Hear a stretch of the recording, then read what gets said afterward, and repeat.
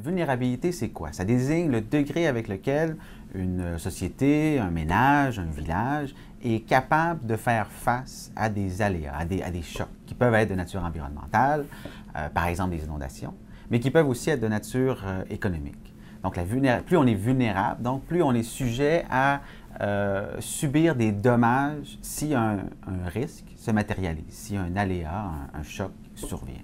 Et dans le contexte du développement international, c'est extrêmement important. Pourquoi? Parce qu'on remarque que les populations qui sont les plus vulnérables sont aussi les populations qui sont les plus pauvres, sont celles qui ont le plus besoin de l'aide.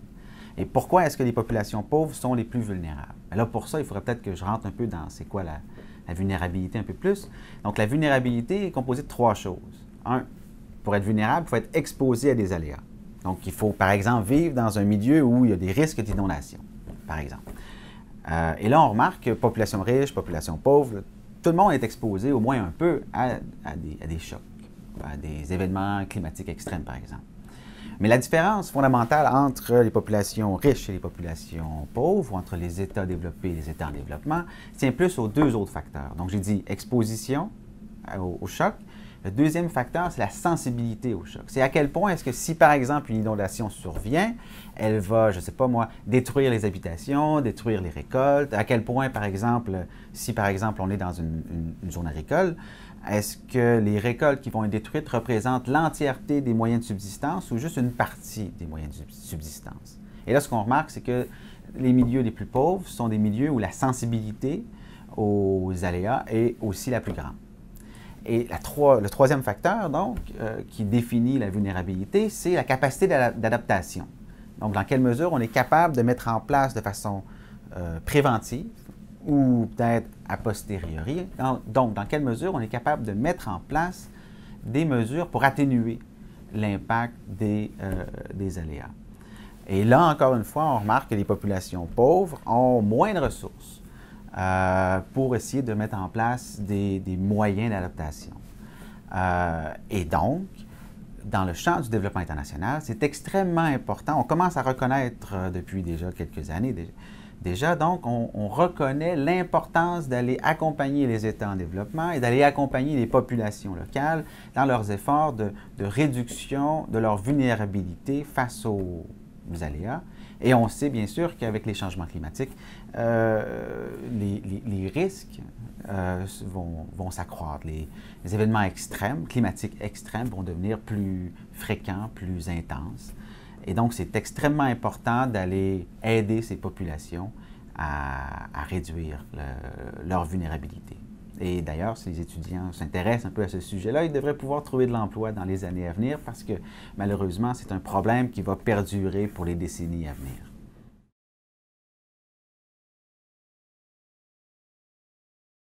Alors, selon moi, c'est impossible que la croissance économique ne nuise pas, ne transforme pas l'environnement. Toute activité humaine transforme l'environnement, implique des transformations à l'environnement. Et ce qui est surtout intéressant, c'est les transformations qui posent problème pour les populations humaines, qui sont vues et qui sont vécues comme étant des problèmes. Et l'important ici, en développement, selon moi, c'est de chercher à prédire quels seront les impacts de la croissance économique, tout ça dans le but de les réduire, de les atténuer, de minimiser donc les problèmes et de chercher à résoudre ces problèmes-là. Et dans un tel contexte, je pense qu'il y a certaines avenues qui sont extrêmement importantes. L'une des avenues, c'est d'accroître les capacités à bien comprendre qu'est-ce qui se passe, donc à bien documenter les transformations environnementales. Parce que si on ne sait pas qu'est-ce qui se passe, on ne peut pas résoudre les problèmes, on ne peut pas identifier les solutions. Donc, première des choses, on doit aider, par exemple, les gouvernements dans les pays du Sud, mais aussi la société civile, les ONG, à être plus actifs, à être plus efficaces dans la documentation des transformations environnementales et en quoi est-ce que, un, elles causent problème, et deux, quelles sont les causes de ces transformations-là et des problèmes. La deuxième chose sur laquelle je voudrais mettre l'accent, c'est le rôle très important des évaluations des impacts environnementaux. C'est un processus qui n'est pas parfait, qui est administratif, qui peut être manipulé, oui, mais c'est quand même la base, selon moi, d'une bonne gouvernance environnementale. Et l'une des tendances, selon moi, qui est très, très déplorable, a été observée au Canada, au Québec, au cours de la dernière décennie, et c'est une tendance qui voit, en fait, les évaluations environnementales comme étant un obstacle au développement, comme étant l'ennemi.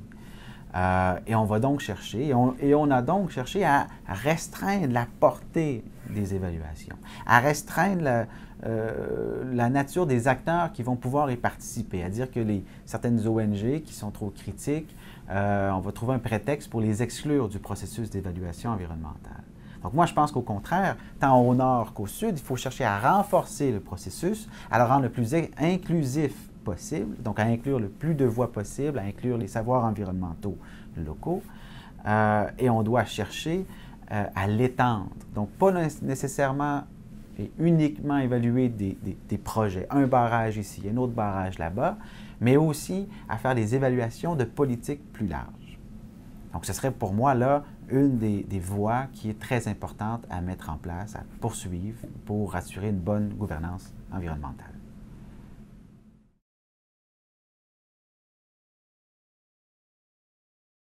Les négociations entourant la Convention sur les changements climatiques et donc sur l'accord de Kyoto, le protocole de Kyoto, reposent sur un principe fondamental. C'est le principe d'une responsabilité commune mais différenciée. Et qu'est-ce que ça veut dire, ça? Ça veut dire que toutes les sociétés ont joué un rôle dans les émissions de gaz à effet de serre, ont une responsabilité commune. Mais en même temps, donc, cette responsabilité, elle est différenciée. Parce que on sait très bien que les pays développés ont émis historiquement une part beaucoup plus grande des gaz à effet de serre que les pays en développement. Donc on dit aux pays développés qu'ils doivent mettre l'épaule à la roue dans une mesure quand même plus grande que les autres. Ils doivent commencer des efforts de réduction des gaz à effet de serre. Et qu'est-ce qui est arrivé avec le président Bush aux États-Unis? Et qu'est-ce qui est arrivé plus récemment, en 2011, au Canada, avec le gouvernement Harper? C'est qu'on a remis en question ce principe-là qui est largement accepté. On a dit que, par exemple, le président Bush a dit que lui ne participerait pas, et son pays ne participerait pas au protocole de Kyoto, d'une part parce que ça nuirait trop à son économie, et d'autre part parce que le deuxième plus grand émetteur d'émissions de gaz à effet de serre, à savoir la Chine, lui n'était pas sujet aux mêmes contraintes, n'était pas sujet à des contraintes. Et donc, ce faisant, le président Bush a remis en question, a tassé du revers de la main ce principe qui était largement accepté de responsabilité commune mais différenciée. Et en même temps, bon, cette attitude-là, ce qui est très déplorable, c'est que non seulement donc elle remet en question un principe moral qui, à mon avis, est tout à fait juste, mais en plus, c'est qu'elle nuit aux efforts de réduction des émissions de gaz à effet de serre, et ce faisant, elle nuit aux populations qui sont vulnérables. Donc, on retarde les efforts pour lutter contre les changements climatiques et on met encore plus en danger les populations vulnérables.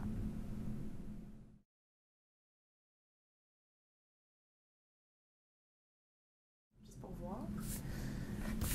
Juste au cas que ça soit filmé et que ça... OK. Ouais. Est-ce qu'on peut continuer? Juste, parce que tout à l'heure, vous avez dit, ça, je ne veux pas contrer, c'est pas à moi de... juste par C'est bon, un petit débat, là. Ouais.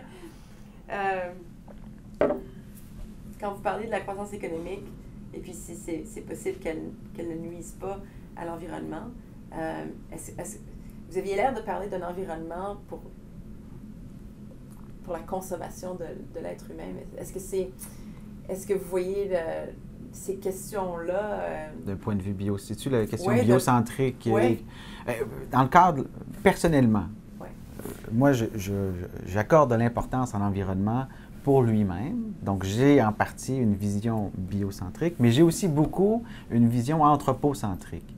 Donc, et ce que je voulais dans le chapitre, dans mes réponses, c'était en fait de mettre l'accent plus sur l'aspect anthropocentrique. Entre autres parce que le public auquel je m'adresse, ce n'est pas un public qui est en biologie. C'est, j'imagine, une population qui est beaucoup plus intéressée par les problèmes tels que vécus par les humains que par, je ne sais pas moi, la disparition de la biodiversité en elle-même. Mais c'est sûr et certain que si on répond à la question dans quelle mesure est-ce que la croissance économique mène nécessairement à des impacts négatifs sur l'environnement. D'un point de vue, donc, d'un point de vue écocentrique, donc centré sur l'écologie, c'est inévitable. Parce que la simple présence humaine entraîne des transformations dans l'environnement qui vont bénéficier à certaines espèces et qui vont nuire à d'autres espèces. Donc, il y a toujours des gagnants et des perdants, et il y a beaucoup de perdants, entendons-nous là-dessus. Mais donc, comme je disais, dans le contexte du développement international, on accorde quand même plus d'importance à la dimension anthropocentrique. Donc, comment est-ce que les impacts environnementaux, les transformations environnementales affectent les humains? Comment elles se traduisent dans des problèmes sociaux, des problèmes humains, finalement. Donc là, je ne sais pas si j'ai répondu. Oui, et puis ça répond aussi ça m'aide à comprendre votre définition de vulnérabilité aussi, dans le sens, encore une fois, que c'est la vulnérabilité telle qu'elle est vécue par les populations humaines. Oui, c'est ça. Il y a toujours donc, moi, j'ai commencé en bio. Hein. Et dans mes collègues, on ne pensait souvent qu'en termes environnementaux, qu'en fonction des espèces, par exemple. Puis, mais le problème, quand on adopte une position écocentrique, c'est qu'on a de la difficulté à se faire entendre par la majorité, par les décideurs publics, qui, eux, ont souvent encore une moins grande importance intrinsèque à la survie de telle espèce d'insectes ou à la survie, au maintien de la biodiversité. Donc, c'est une approche, là, celle que j'ai adoptée, qui cherche aussi à être plus facile à comprendre pour la perspective anthropocentrique. Donc, parler leur langage pour essayer de les convaincre de mener à quelque chose qui va être bien à la fois pour l'environnement et pour les populations humaines, ou qui va être moins pire, en tout cas, pour l'environnement.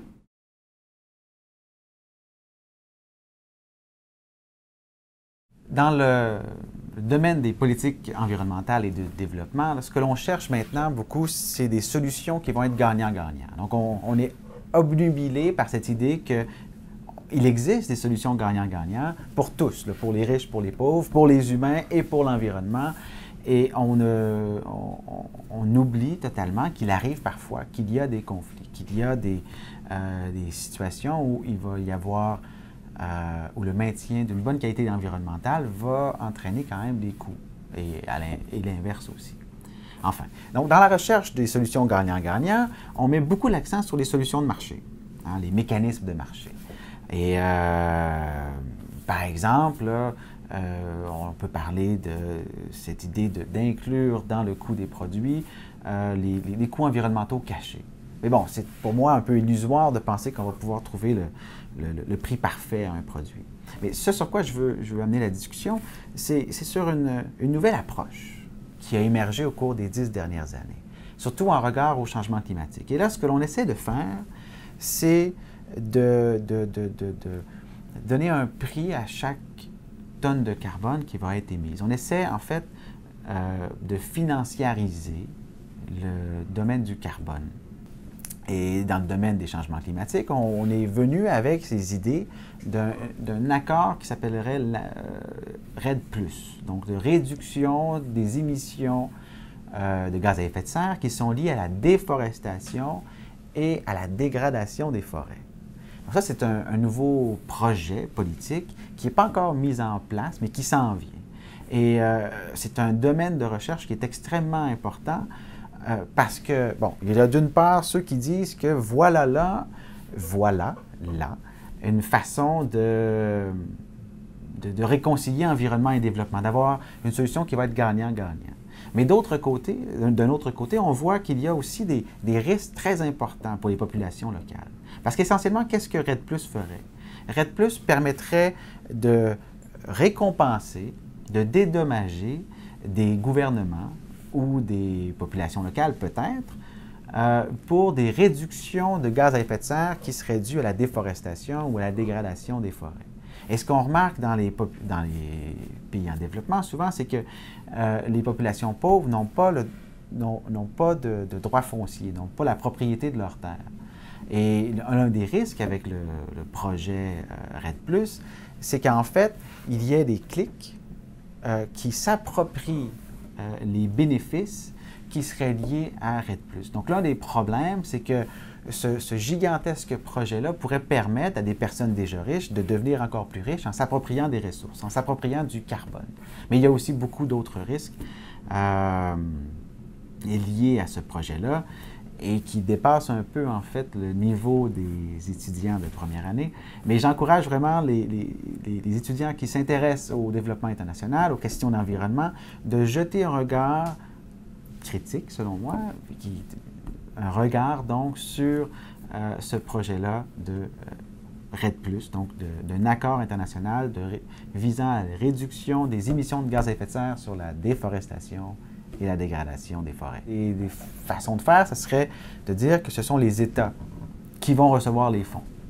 Donc les États seraient récompensés pour des actions qui seraient entreprises par des populations locales un peu partout, à travers leur pays. Donc, les États seraient récompensés pour une réduction de la déforestation sur leur territoire. Mais là, le problème, c'est ensuite, mais pourquoi est-ce que ce serait l'État qui recevrait ces fonds et non pas les populations locales?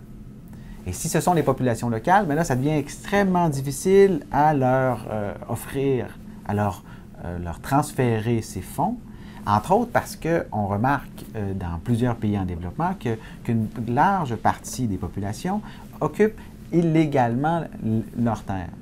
Ils n'ont pas de droit foncier. Ils sont des illégaux, des occupants illégaux de leurs terres. Donc là, si l'État leur transférait des fonds, ce serait un peu comme reconnaître leur occupation illégale comme étant légale. Et là, il y a donc beaucoup de résistance. Et c'est, par exemple, dans le cas de la Thaïlande et de plusieurs autres pays, c'est l'une des raisons pour lesquelles on résiste un peu face au projet REDD+. Que les États résistent à l'idée de formaliser, d'autoriser ces occupations illégales des populations. C'est souvent en fait dans des territoires forestiers, dans des aires de conservation qu'ils sont situés. Enfin.